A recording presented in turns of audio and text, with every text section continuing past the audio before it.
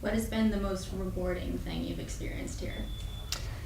Actually really easy.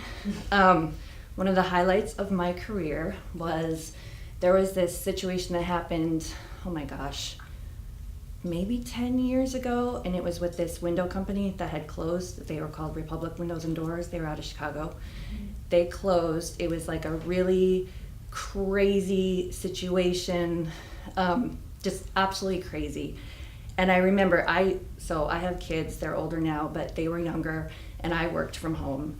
And so I worked like all odd hours and everything, and I was working on a Sunday night and covering the story, and it was a story we were covering for a while.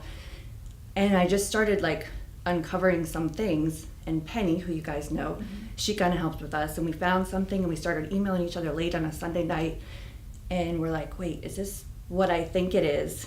And actually, the very next night, so we ended up writing this story, and and Corey, my husband, he came in my office, and I told him what I was doing. He's like, whatever, Connie Chung.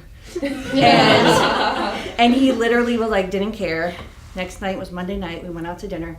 We came home. I pressed play on my machine, and I had a message from the New York Times reporter who wanted to talk to me about my story.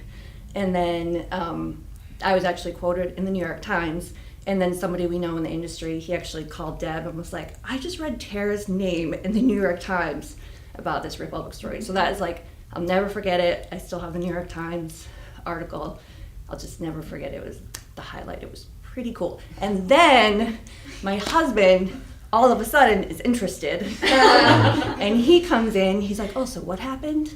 Because he wanted to go to work and tell his friends. So now he's interested because the New York Times called.